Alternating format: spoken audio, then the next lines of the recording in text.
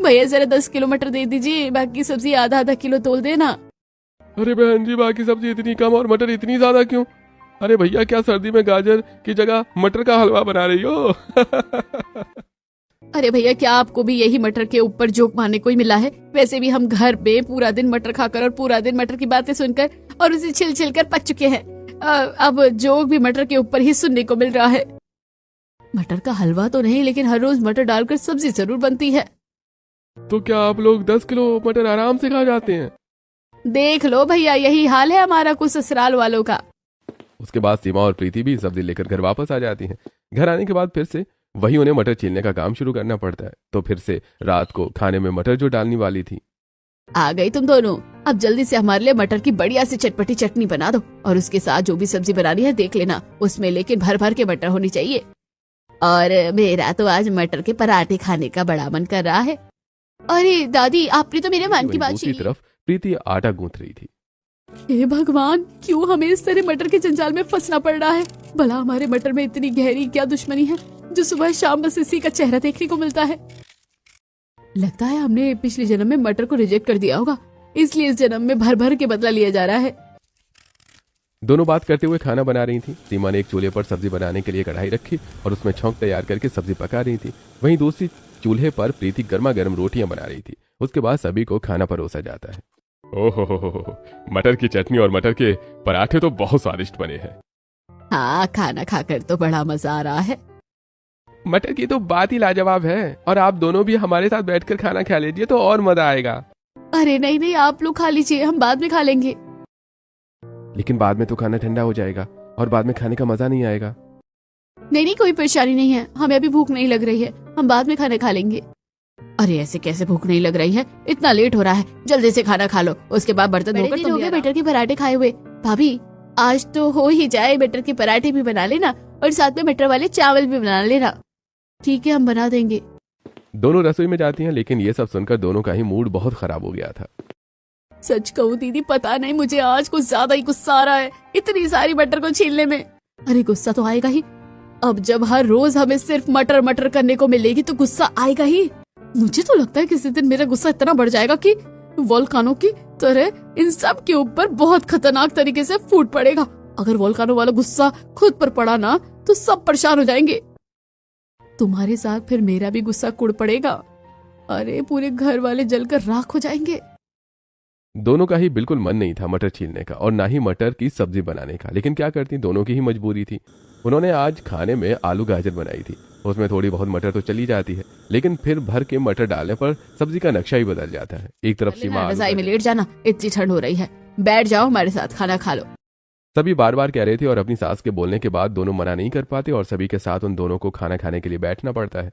दोनों ही मुंह बनाकर खाना खा रही थी, क्योंकि अब मटर खा खा कर अब बुरी तरह से वो पक गई थी।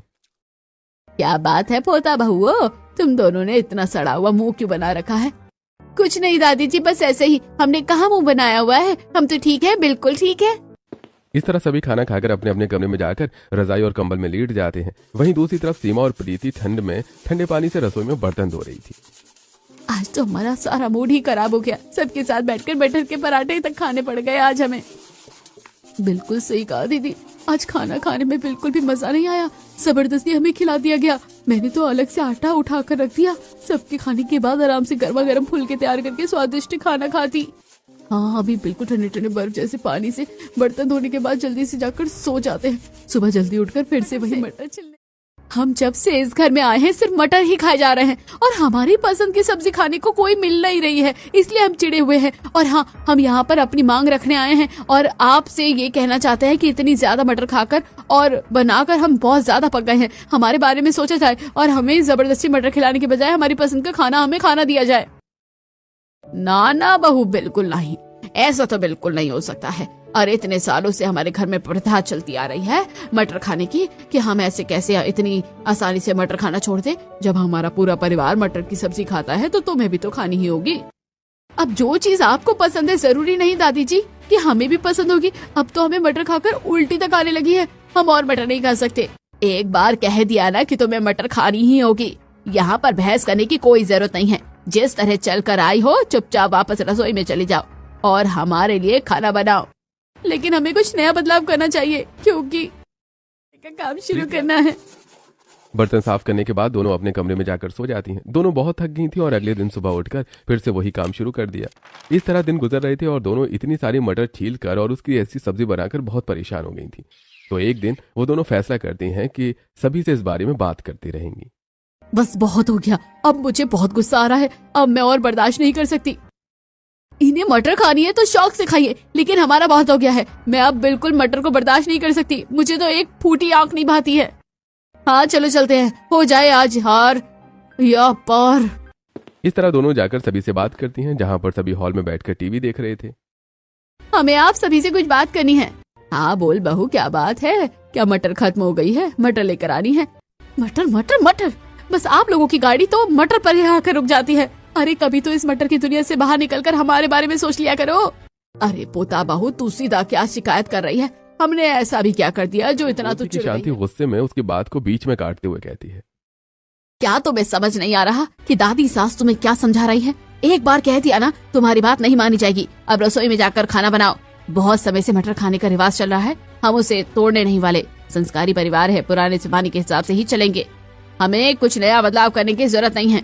ये बात सुनकर दोनों गुस्से में रसोई में चली जाती हैं और अरे इन्होंने तो हमें परिवार समझा ही नहीं, जबरदस्ती हमारे ऊपर अपना फैसला थोप दिया। सच में, मतलब अपनी छोटी सी फालतू की रिवाज नहीं तोड़ी जा रही, लेकिन बहुओं को जबरदस्ती मटर खिलाने पर तुले हुए हैं। लेकिन अब हम और बर्दाश्त नहीं करेंगे। अब हम इन्हें अच्छा सबक सिखाएंगे। इन्हें सब पुराने जमाने के हिसाब से ही करना है। तो ठीक है। अब सीमा और प्रीति ने ठान लिया था कि वो मटर से छुटकारा पाकर ही रहेंगी। इसीलिए अब वो घर के सारे काम पुराने जमाने के हिसाब से करना शुरू कर देती हैं। जैसे दोनों सबसे पहले अंगीठी पर पानी गर्म करने के लिए रख देती हैं, जिसमें काफी समय लग रहा था। अरे अब तक पानी गर्म क्यों नहीं हुआ है? तुमने गीजर या रॉड क्यों नहीं चालू की?